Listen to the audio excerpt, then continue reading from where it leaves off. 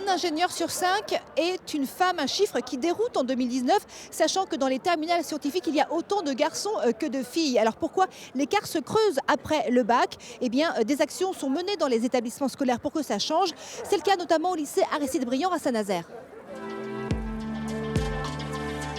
L'écoute, l'efficacité et la rigueur sont autant de qualités appréciées chez ces ingénieurs au féminin.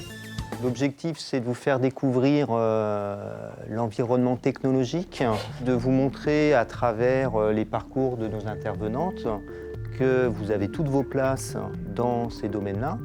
Ce que je veux faire, qu'est-ce que je veux faire, j'ai choisi de faire prépa intégrée. Vous allez découvrir aussi des fois la robotique ou l'industrialisation. Donc après mon bac, j'ai choisi d'aller en IUT bio. Bah oui, mais finalement ça m'a pas forcément plu. Donc j'ai choisi de me rediriger en physique. Je suis sortie de l'école, donc je sais que c'est compliqué de quitter papa-maman et de partir à l'autre bout de la France pour se dire je veux faire ce que j'ai envie, et puis il faut oser. Et puis surtout, croyez en vous. Vous avez toutes les chances de réussir.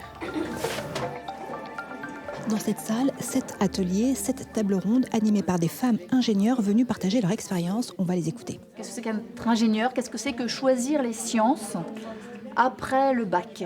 Pouvoir amener quelque chose de plus à un projet. Améliorer ce qui nous entoure. Être ingénieur, c'est combien d'années d'études après le bac? C'est bac plus 5, totalement. On ne savait pas forcément tout sur le métier d'ingénieur, par exemple sur les formations ou sur les débouchés ou autres. On sait qu'aujourd'hui, un jeune qui sort avec un diplôme d'ingénieur ou un diplôme de technicien supérieur dans le domaine industriel, il a une possibilité d'emploi très très rapide.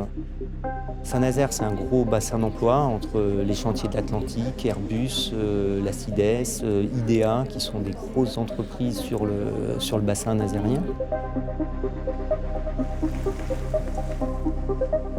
Nous sommes chez Airbus dans l'un des ateliers d'assemblage des avions et nous allons rencontrer Gwenaëlle Février. Elle est responsable qualité du programme A350. Je suis rentrée en tant qu'ingénieure qualité. J'ai évolué à Airbus Nantes en tant que notamment responsable gestion de production. Et j'ai ensuite intégré le site de Saint-Nazaire où je suis aujourd'hui responsable qualité du programme A350. Airbus a une politique engagée vis-à-vis des femmes.